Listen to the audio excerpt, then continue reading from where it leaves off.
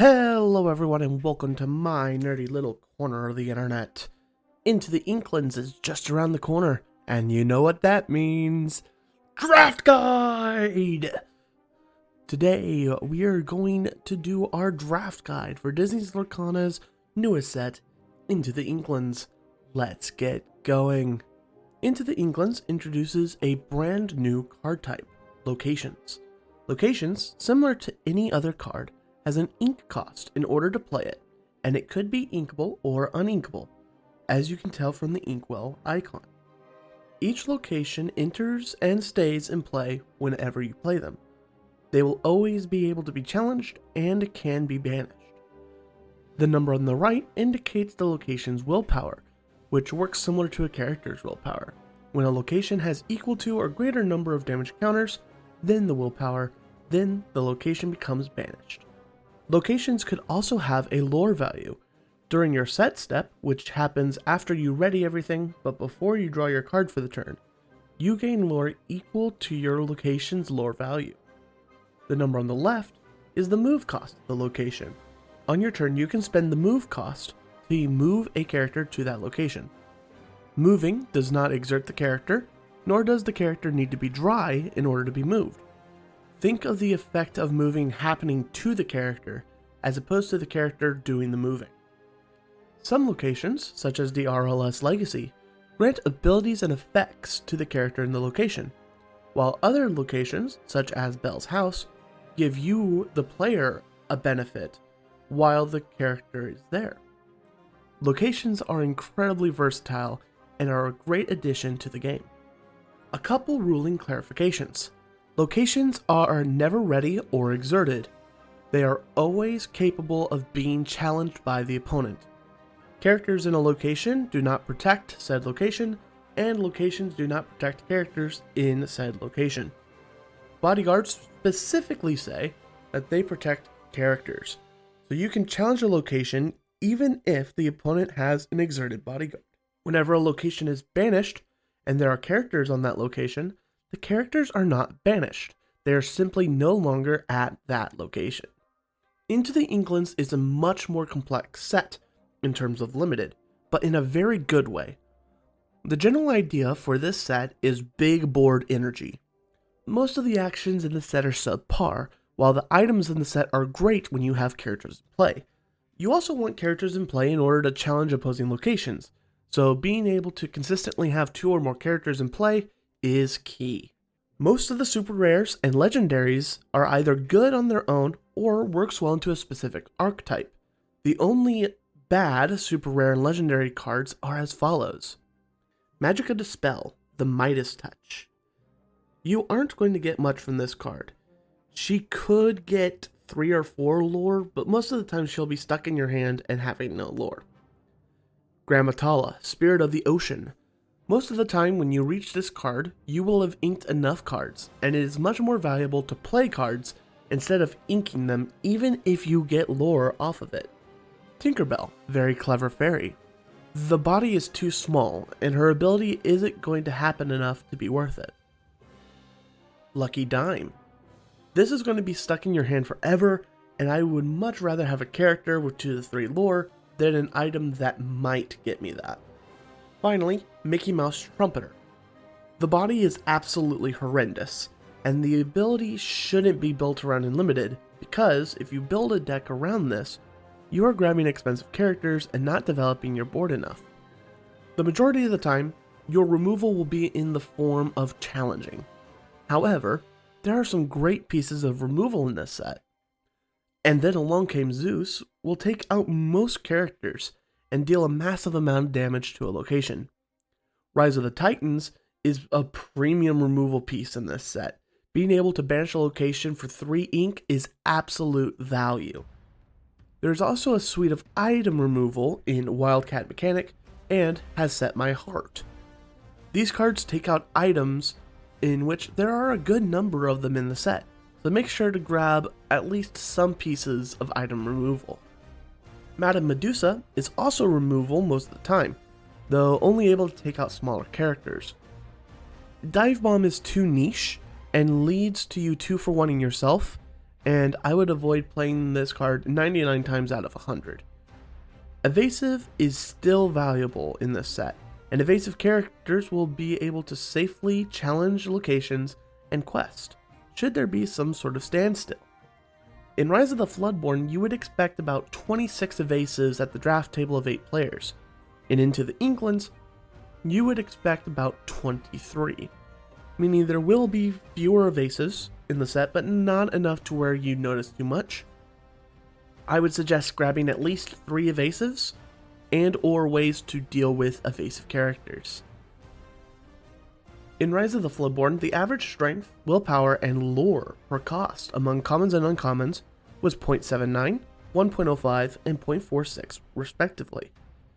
In Into the Inklands, the bodies are bigger and have less lore, with an average strength, willpower, and lore per ink cost being 0.81, 1.25, and 0.41 per ink respectively. This means that we should expect a slower format with more challenging, which makes sense with the arrival of locations. The cost distribution in the common and uncommon slots are about what you expect. The crest is at the 2 and 3 drop spot and rapidly goes down and bottoms out by the 6 cost slot. This means that you should be able to play most of the common and uncommon cards in the set. With 2 and 3 cost cards being more prevalent, you may want to focus on grabbing 4 and 5 cost cards earlier.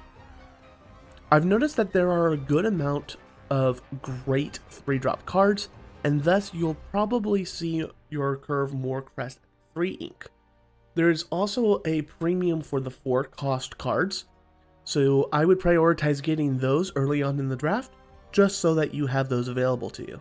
Card draw in this set is significantly less than in Rise of the Floodborn.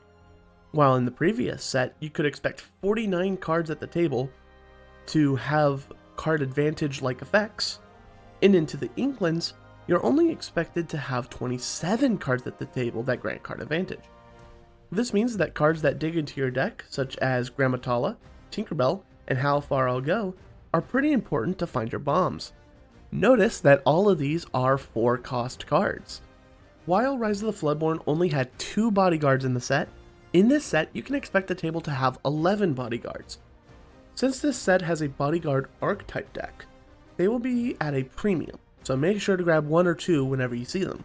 Next up are a few archetypes in the set that I think would be fun to play, and my favorite cards of each of those archetypes. First we have the challenging deck, focused on taking out opposing characters and controlling the board. We have some fantastic 3-drop items that fit into this deck, plenty of support to buff your characters, and several reckless characters that want to swing in for some value. We have the Pirates deck. We want pirates and we want locations to plunder upon. Most of the pirates are pretty playable, and so a deck built around them would be great. Just watch out for Peter Pan Pirate's Bane. We have the Locations deck, built around the power of said locations. Voyage and Magic Carpet move people to said locations quicker, and we can play characters that either want to move around or stay in one spot, while Vault Door protects everyone. Finally, we have the Bodyguards deck that wants to spread the love and quest. Ignore the locations, ignore the pirates, and quest! This deck wants every single bodyguard it sees and gain value off of those bodyguards. This is not every archetype in the set, but these are the 4 that I think will be the most prevalent.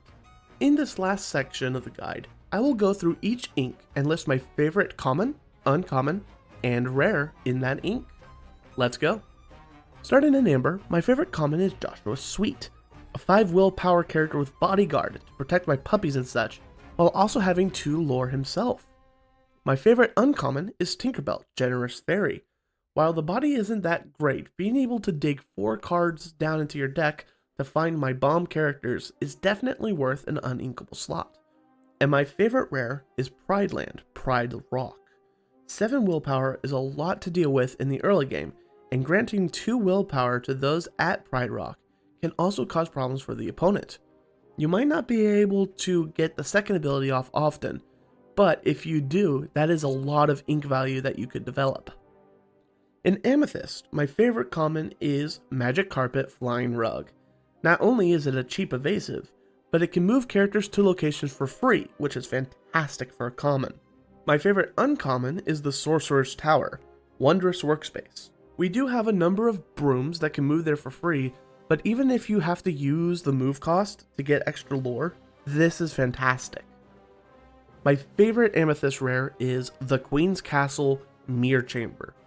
The move cost is incredibly cheap for the effect that it has, and if the opponent lets it stay out for even one turn with a character at it, the value is going to build up rapidly. Next is Emerald, and my favorite common is Don Carnage, Prince of Pirates. He has two character subtypes that could be useful in the format. He's evasive, and with 2 lore, and he's a 4/4, being able to take out most of the other evasives in the set. My favorite uncommon is Wildcat Mechanic. Not only is he an evasive on curve, but he also has the Banish Chosen Item ability, which is very useful against specific decks in this format. My favorite rare is Fane, River City. The granting of evasive and ward is fantastic, and having 2 lore on it is also pretty good. The 2 move cost also isn't that steep of a price for moving over characters. On to Ruby. My favorite common is Della Duck, Unstoppable Mom. Having a 3/3 on turn 2 is pretty scary, and even though she can't quest, she will be a threat to characters and locations alike. My favorite uncommon is Sumerian Talisman. You gain so much card advantage from this item alone by trading with the opponent in challenges. A fantastic item. Man, the Ruby rares are pretty good, but I think I'll have to go with Maui's Fishhook as my favorite rare in the start of Into the Inklands. Even though most of the time you'll need to spend the 2 ink, it is very much worth the cost and the versatility. Either granting your character 3 strength to take out a location or a big willpower bodyguard, or giving one of your questers evasive. In Sapphire, I really like Grandma Tala, Keeper of Ancient Stories. Her body isn't terrible, and the ability to replace herself by digging into the deck is quite valuable. My favorite uncommon is another card advantage enabler, How Far I'll Go. Not only does it dig into your deck, it replaces itself and ramps you into more expensive cards. We even have a 2-cost character with Singer 4 to be able to play this card as early as turn 3. My favorite Sapphire rare in this set has to be Huey Savvy Nephew.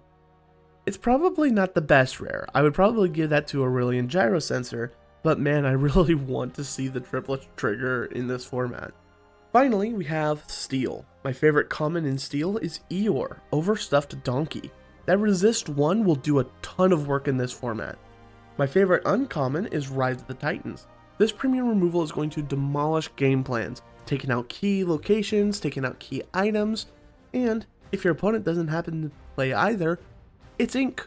Finally, my favorite rare in Steel is John Silver, Greedy Treasure Seeker. Even with 1 location in play, this character becomes an absolute powerhouse on curve. Well, that's all I have for you today on Into the Inklands Limited. In the description, there is a spreadsheet with all of my ratings for the cards in Into the Inklands for draft. I hope you enjoyed the video. If you did, please make sure to like and subscribe, and let me know how you do in your limited events. I'll see you next time. Goodbye.